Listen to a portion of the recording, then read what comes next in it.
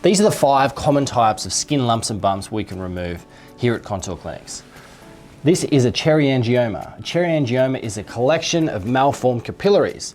Now they're really common after the age of 30, about 75% of people have them. And we can remove them with 3 different treatment options depending on the size of the cherry angioma and your skin type and where it is in the body. The first one is intense pulse light, which fires a light into the skin.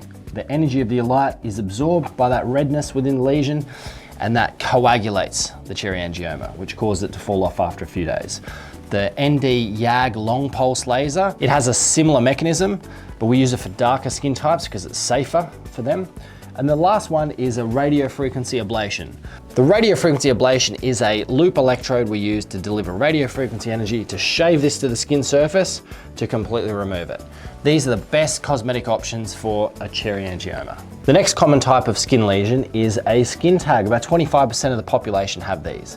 And these are really common in areas of irritation, where what happens, the skin gets irritated and then you get an overproduction of collagen, little blood vessels that form this skin tag here. They're very easily removed with a radiofrequency skin surgery. So this warty looking lesion here is called a seborrheic keratosis. They're incredibly common. About 85% of people over the age of 50 have one of these. The other name for them is senile wart, which is a wart you get in your older age. These seborrheic keratoses are one of the easiest ones to remove with a radiofrequency skin shaving device.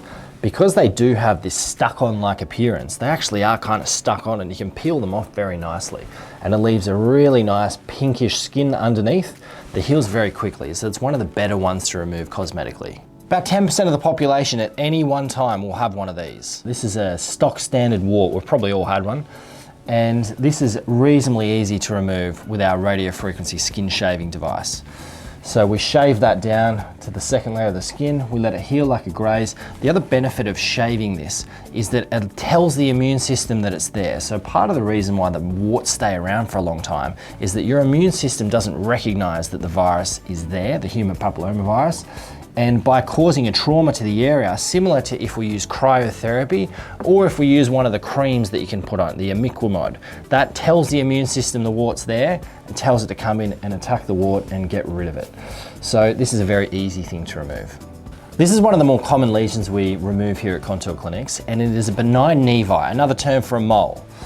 And we go through the ABCDs to check if it's suitable for removal or whether you need to go to your GP or dermatologist and have it cut out formally if it is suspicious at all. So we look at A is for asymmetry. So we cut it this way, and if there's symmetry, that is a good sign, it's a reassuring sign.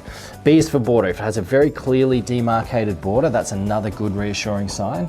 If the color is also homogeneous, so if it's the same color all the way throughout, that's also good. And if it's less than 1 centimeter, that's also a reassuring sign. We look under microscope as well to make sure there's no suspicious features. But we do live in the Australian sun. It's a great idea to get a skin check every single year. We can remove these with a little bit of local anesthetic, and then we just shave them away down to the dermis, which is the second layer of the skin, and we let it heal like a graze.